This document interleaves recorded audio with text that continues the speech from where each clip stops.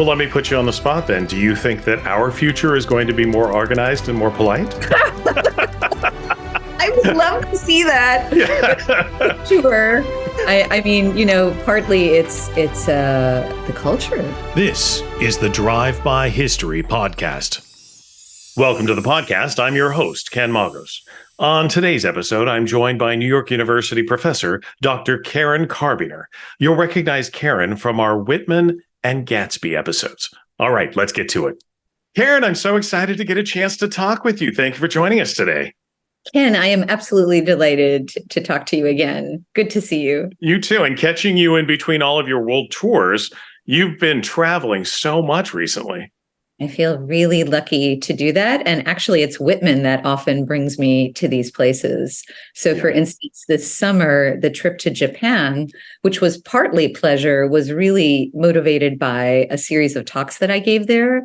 And there's been an active Walt Whitman Society of Japan since the turn of the 20th century. Wow. So there's an enormous amount of interest in Whitman. There are Whitman collections there, Whitman specialists at universities, and of course, the Japanese are just amazing. I think for me, it's quite common, I guess, for Americans to go to Europe and say, oh, they're more orderly than we are. But when you go to Japan, it feels like you're seeing the future. It's just so organized, and people are so polite. It was really, truly a life-changing experience. Well, let me put you on the spot then. Do you think that our future is going to be more organized and more polite? I would love to see that. Yeah. Sure. I mean, partly it's just the culture, and the way children are raised, and sort of like a collective idea of what makes someone a citizen of that country. Yeah. But the arts there are also just so treasured. It was a real pleasure to see that. And of course, there's this spiritual component too with Buddhism. We wound up going up to Koyasan, which is a forest, and in this forest are quite a few shrines that are meccas, sort of like a Buddhist pilgrimage site. So we wound up staying up there and learning to copy Japanese letters. Oh, wow. Copying the Heart Sutra was really meditative and enriching. So, and artistic as well. Yes, exactly. Just beautiful. Yeah. All right. So I'm curious always to learn about the trajectory for folks who've followed, a PhD career path. Talk a little bit about your childhood. I know that you grew up in New York City. Would we have found you with a book in your hand at all times? I grew up in New York City, but before I know not everyone is from New York City. New York City is a huge place. Right. So I grew up not in Manhattan, but Brooklyn and Queens. So not quite as canyon-like as maybe people are imagining, and much more neighborhoody and local, kind of not too different from what Walt grew up with once they moved to Brooklyn when he was 4 years old. So I grew up in a German and Polish neighborhood, Bushwick, which is now, of course, hipster central, but at one time you would hear German or Polish on the street. And then we moved to Queens, where it was very similar to that, just very neighborly. So there was definitely like a culture of togetherness. And I feel like I shared in that incredible foundation that Whitman had. And, he coming from a background where his parents weren't necessarily educated through schooling, and his father very problematic and alcoholic, and, his mother taking care of the other 7 children, a huge family. But he always had his neighborhood to fall back on. And I feel like I did too. And that's part of the love that I still feel for this great city, that perhaps from the outside looks really intimidating. But if you actually live here, as you know, it's made up of people who actually care about other people and want to live around other people and create neighborhoods and communities. So I am a product of that. And yes, I did read a lot, but I also, like Whitman, I think New York is a place where there are stories all around you. You don't even have to open a book necessarily. You have to talk to the guy who lives next door to you or see something that happens on the street. So New York, I feel like, is a place of stories. And maybe that's why we have so many writers today. That's fascinating. So oral history then was probably a big part of your childhood. You're listening to these stories from folks who've lived in that area or immigrated into the area or their parents did? I think that a component of talking and speaking was always a really big attraction for me when it came to a poet like Whitman, who writes poems he calls songs. Yep. I think are meant to be sung or at least read out loud. So one of the things that I've done as a professor, a teacher, is encouraged my students to memorize and actually recite. I know that you value the voice. Absolutely, 100%. The voice is an instrument and can do incredible things to a bunch of words on a page. So I think for people out there who are intimidated by poetry, and certainly there are many of those, I feel like poetry is quite intimidating, to actually pronounce it or to hear somebody read it can make all the difference with not just understanding it, but actually enjoying it and maybe singing back to it. Yes, absolutely. Absolutely. I know with Whitman's poetry, when I've read the pieces, for me, there's a fluid cadence to it. It's not iambic pentameter. It is not a rhyming scheme. It's not following a lot of the typical rules that we think of, but it flows, and it flows beautifully. He, as you know, he is called the father of free verse. And he broke all the rules by just like getting rid of rhyme and rhythm and meter. Poets around him in the mid-19th century, like Longfellow and Hawthorne, they were engaged in much more formalist processes. And that was really popular, right? It's actually very easy, kind of lullaby-like. And one way to think about it is the big poem, as Whitman is publishing his first book, Leaves of Grass, in 1855, which doesn't sell at all. But the big seller is Longfellow's Hiawatha, which is a very strictly metered poem. In fact, it's based on the Kalevala, which was a great Finnish epic. So Longfellow was really looking back over his shoulder at the old world. And of course, Whitman, inspired by Emerson, was trying to create this new American poetry. And part of that was its orality, right? Its sonorousness, its unpredictability. And as you said, that fluid, flowing idea of the line. We talk about in music, and just to make a comparison here from my angle, is in music, you either have strophic music or you have through composed. For me, Whitman is through composed, where you go from point A to point B, but it does not repeat patterns constantly. It's telling its story through unique, and sometimes just a unique cadence. So yeah, I find it fascinating personally, but that's just my take on it. So you're obviously intrinsically linked with Whitman.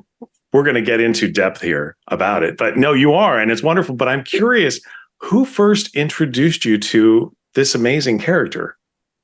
Well, I guess that's part of my mission as a teacher and as a public scholar, to bring Whitman to people, because when I was growing up, I didn't get Whitman. No. And it's kind of surprising because he's from Long Island, moved to New York City, to Brooklyn specifically when he was 4, and published his best work besides the Civil War poetry. But the first 3 editions of Leaves of Grass were published in New York. So a lot of his energy comes from the area where I have spent most of my life. But perhaps because he's radical, quite open, very inclusive. And when I'm saying that word, I don't just mean race, I mean gender, sexuality, political parties. I think that his broadness and perhaps his radicalness has kept him from most school curriculums. I think a lot of people get exposed to "Oh, Captain, My Captain." That's the big Whitman poem that probably the listeners out there know. Yeah. And that, of course, is about Abraham Lincoln, who Whitman revered. He called him our Redeemer president. But how many people have actually read parts of Song of Myself? Or maybe you've heard of Crossing Brooklyn Ferry, but who's actually read it? Right. So I was first exposed to Whitman quite late in graduate school. And I took a really great Whitman and Dickinson class at Columbia, where I was getting my PhD with my advisor, Jonathan Levin, who I will always credit for bringing me to Whitman. And the two, Whitman and Dickinson, are a really neat pair because Dickinson writes in these tight, crisp lines, right? Really short poems, very deep. She's sequestered, right? She doesn't want to publish these. She's kind of the opposite of Walt, who's way out there and, writes his own reviews when nobody else does, and is writing these incredibly long lines and really trying to reinvent poetry and bring it to the public. So I love the juxtaposition of the two, but I found myself much more attracted to Whitman, partly because of his New York background. I guess he reminded me maybe of, my father, just a really strong individual that didn't necessarily have a great school education, but was really trying to do something new and novel. And the voice really spoke to me, as he has spoken to so many people, right? One might even say he's had a discipleship, especially since his death. So I was writing a dissertation on British Romanticism, which I promptly switched to Walt Whitman and the influence of British Romanticism on him, trying to kind of bring together everything that I worked on. But since then have really worked in the academy and in public on bringing these incredibly meaningful poems to the people. I'm curious what you studied in your undergrad then, if Whitman came to you in graduate school. Yeah, I was an English major, history minor, and I guess I worked mostly on British poetry, which at that time was a big thing, and I loved it. Traveled to Britain to go see Yeats's Sligo and Wordsworth's Lake District and the Brontes' whole area of Haworth. I still find the poetry of place really, really meaningful. But somehow that Americanness of Whitman had not reached me. So that's part of what really motivates me as a scholar. And as you know, we're approaching this big anniversary of the Declaration of Independence. Yep. So the words and the poet become even more meaningful, hopefully. And, this radical message of inclusive democracy that he was preaching at that time. It's interesting. You keep using the word radical. I think that's an appropriate word for it. See, I think it's an appropriate word for Walt Whitman, though. Yeah, I think so, too. I mean, not just in what he says, but who he was and his background. Well, and you've got a fairly openly gay man who is writing poetry that is not hiding that message at all. For the time period, that is radical. I wouldn't even use the word fairly open. He was really the spokesperson for LGBT before we even came up with that concept. He was writing poetry about his love for men that still is moving and speaks to people who are trying to find a community, as he was back then. So he frequented a bohemian bar, probably the first bohemian bar in America, called Fass, Cellar, Saloon. That's spelled Pfaff apostrophe S. And Charles Pfaff was a Swiss and came to New York and settled downtown, actually quite near my office at NYU, near the corner of Bleecker and Broadway. And he decided to open up a bar that would be inclusive. So he allowed women to come into the bar.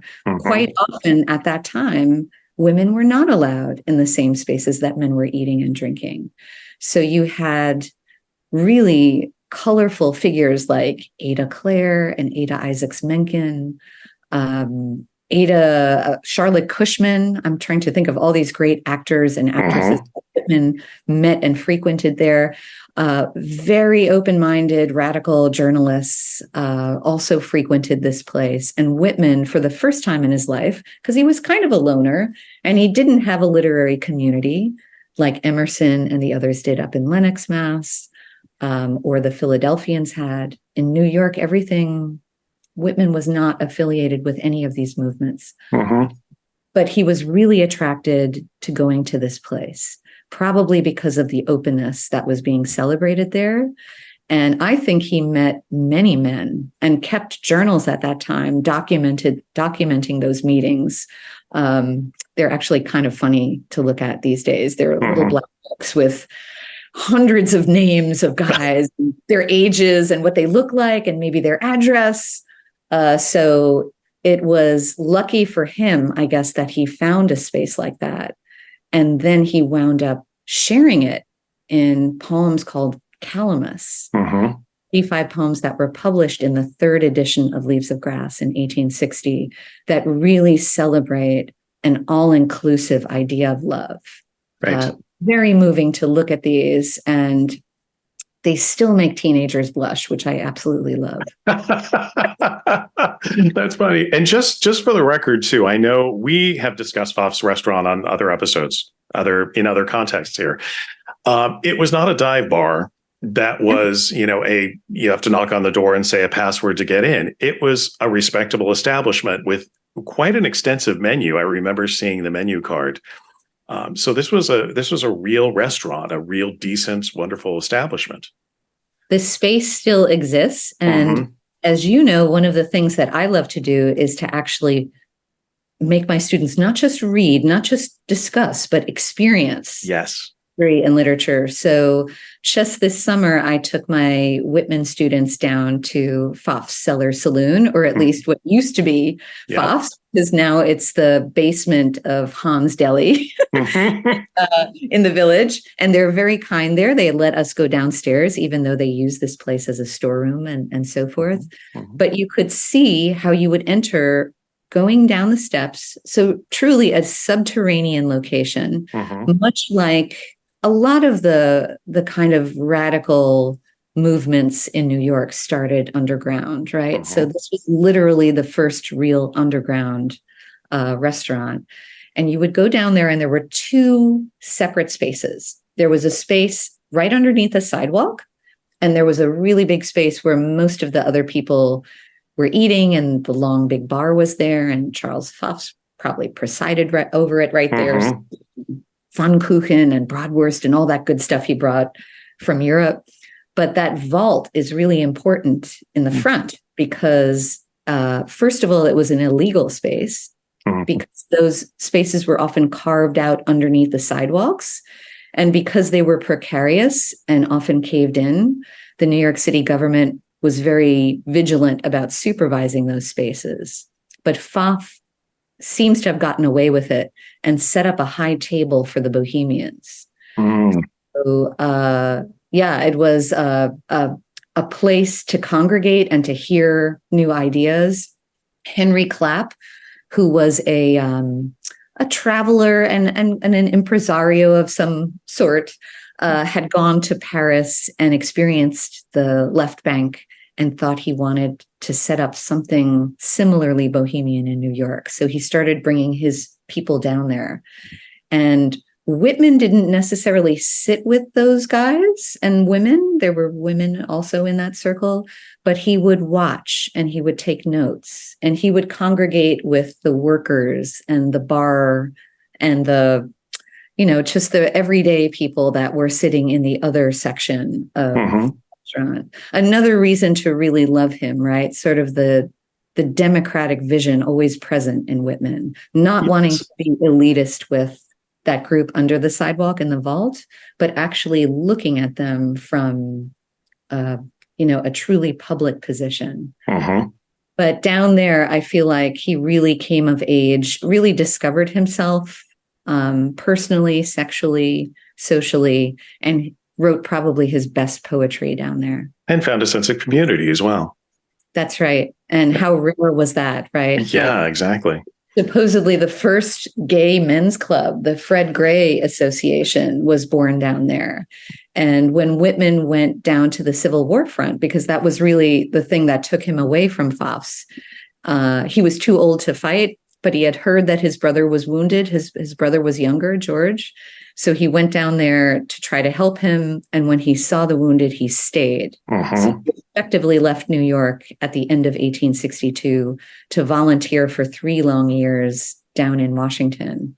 But he would write letters back to the people that he had met at Fass and talking about this association, which of course has become incredibly meaningful to the LGBT idea of history, the very first place where people are comfortable with expressing themselves and even thinking about it.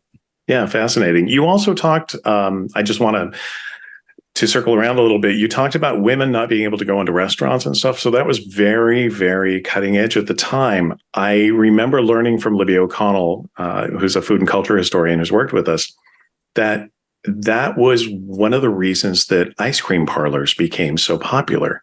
I don't know if you know this. No. Ice cream parlors were the one place that women could go, a group of women could go and sit in a restaurant and eat without being escorted by a man. That was really one of the genesis. It's just a fascinating little tidbit of history. I just wanted to share that with you. Yeah, that's why ice cream parlors became so popular.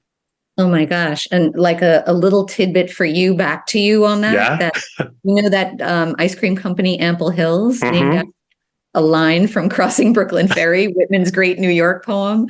They've always loved Whitman there. And they had a flavor in 2019 called I Contain Breakfast Foods, which was their way of redoing the famous Whitman quote, "Do I contradict myself? Very well, I contradict myself. I am large. I contain multitudes." Right. So they made an ice cream called I Contain Breakfast Foods, which included like cornflakes and granola. It was actually really good. I love that. But there is an ice cream tie with Whitman too. So that's amazing. So there we go. Yeah, it's all right there. So you conduct walking tours of New York City as well. I know because we've talked about it in the past. I haven't been able to join you on one yet, though I would love to, and I hope that I'll be able to do that in the future. Can you talk a little bit about how you came to do this and some of the sites that you visit? I guess this goes back to my own upbringing and coming from not an academic background, but a very physical background. My father was a butcher, actually. He owned his own butcher shop. And just thinking about the value of everyday work and movement and the body. This is something that Whitman, of course, talks about quite a bit. But I felt that the academy could use an infusion of energy and joy with not just staying in the classroom, but actually opening the door and experiencing it. And the beauty of teaching Whitman in New York is that I can do this anytime. But I feel like I don't want the message to just be local to the city. I think anywhere you can find a reason to walk and talk, right? To experience what you're reading. Not just to kind of like confine yourself to a library, but to step outside of it. Whitman was all about that, writes about that all of the time. And for me, also, just the idea of being inspired by the same places that he looked at, seeing what's left of 19th century New York, or the ways in which New York continues to reinvent himself in certain places. So, for instance, with my students, we walk across the Brooklyn Bridge and we read Crossing Brooklyn Ferry, Whitman's very famous epic about New York, about how New York really saves him. He's very desperate in 1855 when he first publishes Leaves of Grass. Nobody is buying it, right? He really does write his own reviews. I kid you not. 2 very positive reviews, and sending the book to people, trying to get people to read it. So through 1855 into 1856, he's in crisis. And in 1856, writes this poem, Crossing Brooklyn Ferry, which is really his crisis poem. He looks at the dark patches in his life, and he realizes that it's the city, it's the people of the city that are refreshing him, that are going to make him great. So it's a great New York epic song. And it's a great poem to read on the Brooklyn Bridge. Now, he wrote it, of course, on the ferry, which started to run since 9/11. Great. The bridge postdates Whitman's time in Brooklyn. It was finished in 1883, and he was long gone. He was living down in Camden, New Jersey by that time. So he would have never done that. But somehow the bridge represents his energy. You know, it was such a crazy project, our first bridge in New York, this incredible project by the Roebling family, right? When Roebling Sr. died, Roebling Jr. took over. All sorts of crazy accidents with people trying to land the two towers into the bedrock. One of the towers doesn't even hit bedrock. So an incredible engineering feat that somehow matches the majesty of this book, published in 1855 by a nobody who was thinking that he was the guy who was just going to create a new American art form. I love that. I love that. So among the creative things that you've done for your students at NYU, I know that you've taken them to the opera, you've taken them to museums, you've taken them around. Now, obviously, museums make a little more sense or is more easily understandable because, you know, it's so tangible. Taking them to the opera, talk about that. Obviously, that's a personal one for me. As a former opera singer myself.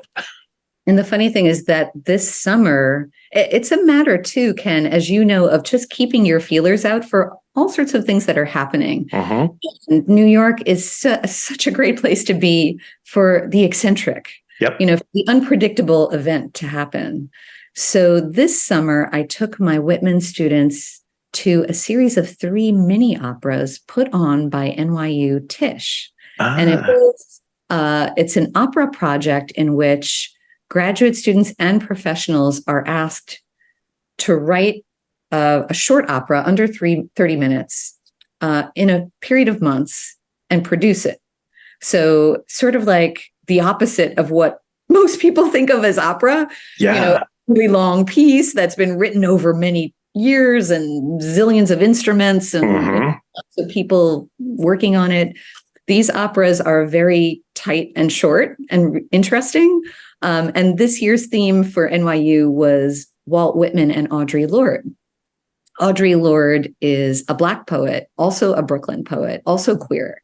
So in some ways, they're really different. And in other ways, they're singing the same song.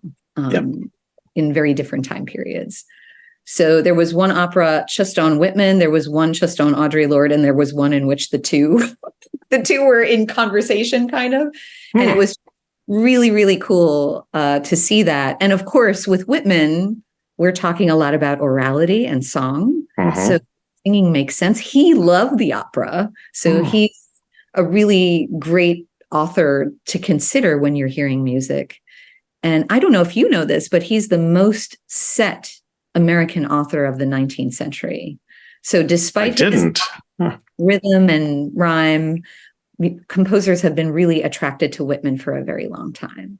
In fact, just recently, Matthew Aucoin, Aucoin, a pretty young Harvard graduate, did an incredible opera called Crossings, which is about Whitman's volunteerism in the Civil War. So there's been operas written about Whitman. The Wound Dresser, Adam's Wound Dresser, is another fantastic piece.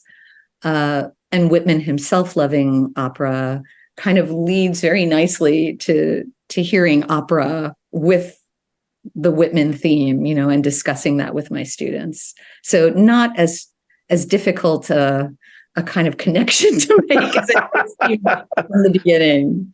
Well, you know, and opera has always been put out there as an incredibly elevated art form because it incorporates so much, all of the arts together. It doesn't surprise me at all that Whitman would provide a perfect subject matter for it. Just perfect. And I think there's a lot of people working on right now on changing that about opera, right? The Met noticeably has really changed a lot of its offerings. And I know a few composers like Paula Kimper, now living in Hawaii, and Paul Moravec, a dear friend, who are writing much more contemporary themes and, using music differently in opera. So we could spend an entire hour talking about where opera needs to go. Trust me, I have very strong opinions about it. I am sure. I would love to hear you talk about it, but it is also just a great way to educate oneself. Yes. Because opera requires you to be tuned in on so many different levels. Mm-hmm. You need to know something about the story, even if the story is not that good. Traditionally, maybe they're not terribly complicated. Yeah. But then the music, there is the choreography, the lighting, the way in which the audience interacts.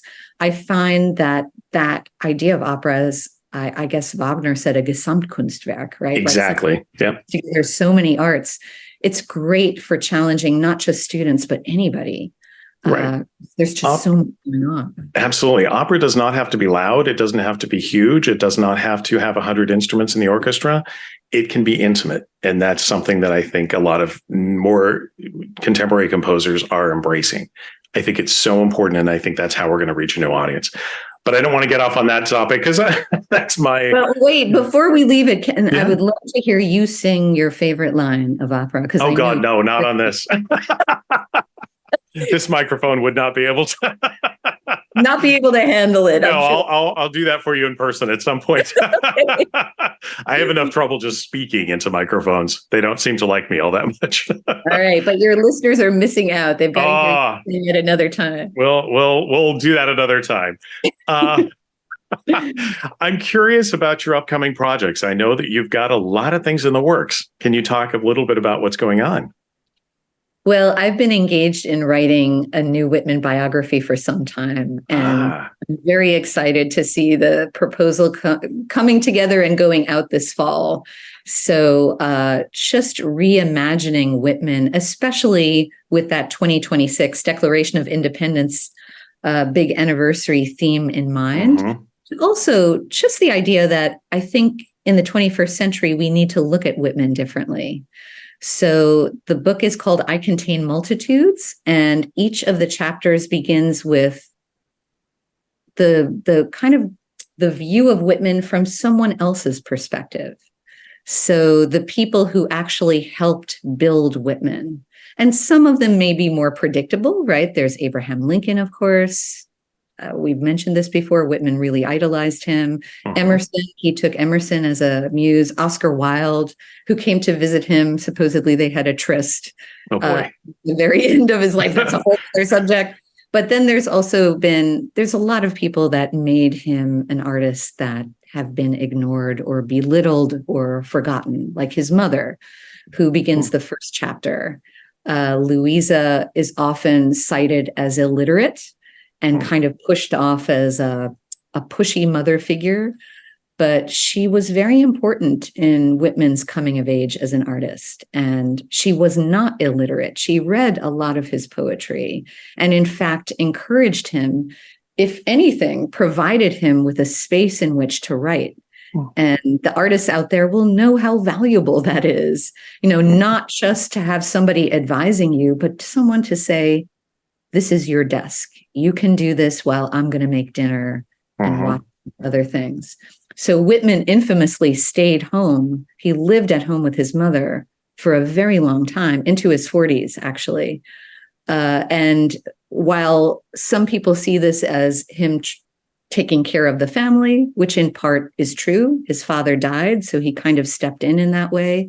It also allowed him a space without obligation to sit down and write. So Louisa begins the book, and in fact, she's pregnant with him in the first chapter. Oh, wow. So, and the last chapter is from the perspective of Whitman's youngest brother, Eddie, who we don't know exactly what he had, but he was mentally and probably physically disabled.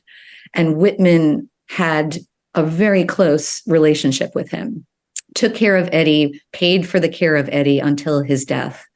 And Whitman himself disabled at the end of his life, but with a lifelong connection with, just being around people who need special care and loving them for who they are.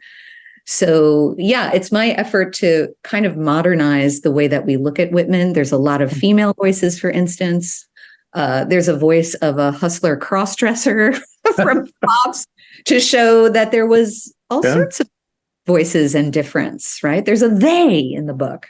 So Whitman is not just an old white dude who's singing these American songs. Mm-hmm. He is a radical figure in counterculture, a proudly queer man who somehow found a way to embrace all sorts of diversity and to offer this inclusive poem that people still reach for today. So I want to make that clear that all of these voices, that Whitman talks about too, that have been kind of swept under the carpet of history, get a chance to show their Whitman.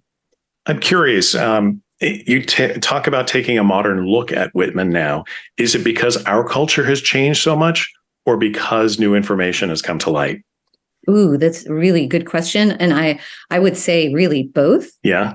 Because with the advent of digital scholarship, there's just been so much discovery, as you know, Whitman stuff that Whitman didn't want us to know about. So even me, I love teaching his Manly Strength and Training, which is, it came out as a series of articles in 1858 in a smaller newspaper called the New York Atlas. And I think that's why we have not known about it. And of course, Whitman, I don't think was very proud of it, so never mentioned it.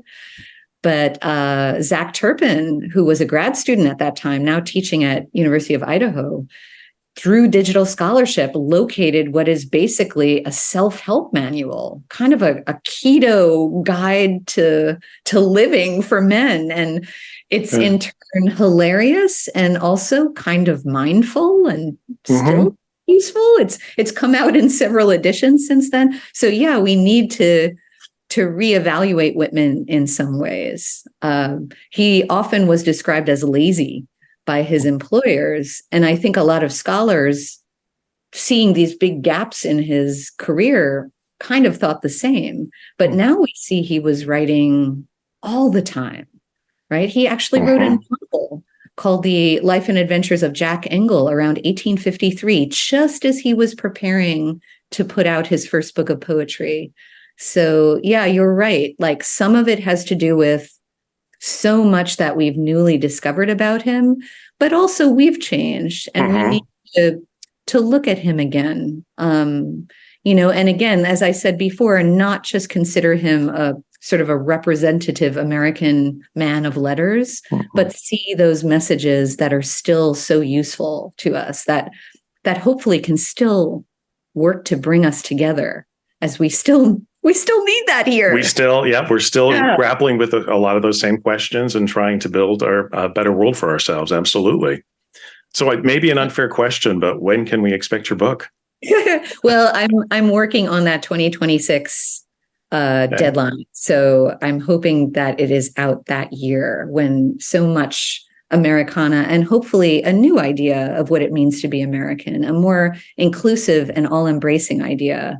Wonderful. We definitely need it. I often think, because Whitman is writing all of this just at the advent of the Civil War, and he can feel the country wrenching apart, right? North against South, Black against white. There's all sorts of efforts at division during his time, disunion. We know nothing about that. I don't know what. Oh my God, we're still fighting that. But to hear his words about form and union and plan, which he celebrates in Song of Myself and so many other poems, it's refreshing. It's what keeps me going to him, to dedicate a career to this voice. I still think we have much to learn from Whitman. I do. I'm glad to hear you say that. Oh, yeah, absolutely. Yes, you please continue your scholarship, continue writing, and continue sharing all of this wonderful knowledge that you have. Absolutely. Yes, absolutely. Confidence, yeah. Oh, 100%. I can see, just how it's helped my students and the general public. That we do a yearly Song of Myself marathon. So I have a small nonprofit, an arts nonprofit called the Whitman Initiative, and our signature event is just going to Brooklyn Bridge Park which faces Manhattan. And every year, this year, September 10th, reading the poem out loud, people just signing up for free to perform one of the 52 sections. We have people coming with lassos, people doing yoga, people dancing their parts or reciting them in Sanskrit or Japanese. Very exciting to see the multiple voices that come to an event like that. So yeah, that's really important to me. And it's always been important to keep one foot outside of the academy and make sure poetry is alive and well on the streets of New York and beyond. Yeah. I think Whitman would have embraced that celebration too. Great. I hope so. I think you're right. I think so. I'm curious if you wouldn't mind telling us why you think a show like Drive-By History is important. Well, it's funny that you're following up on this because I feel like it's all right everything that we've been talking about. First of all, with the poetry of place, with actually being somewhere. Since I've worked with you, I know that you start the shows with yourself in the car. That's right.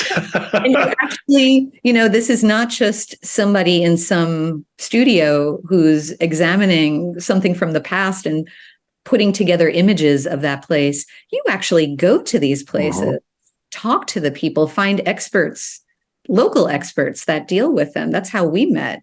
And I'm very moved by that. There's an immediacy and also kind of like a down-home neighborliness to the idea of drive-by history that I value quite a bit. It's why I continue to work with you all. It's just lovely.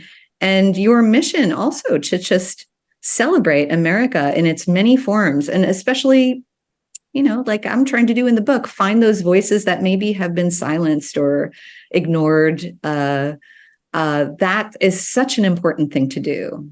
Great to see huge documentaries like Ken Burns, right? Like, just get an idea of the Civil War or something, but also great to investigate the details and to let the people speak who have not spoken. So, as I said before, keep on trucking, Ken. Thank you, Karen. That should be your slogan. So where can people learn more about what you're doing, the work that you're doing, and the scholarship that's ongoing for you? That's so kind of you to ask. I am actually setting up a website. Oh, good. I'm quite bad at all of this, but KarenKarbiener.com is being installed. Good. And of course, the Walt Whitman Initiative, waltwhitmaninitiative.org is our website, and that has all the information about the events that we're offering too. Wonderful. And our audience knows they can learn more about our show at drivebyhistory.org.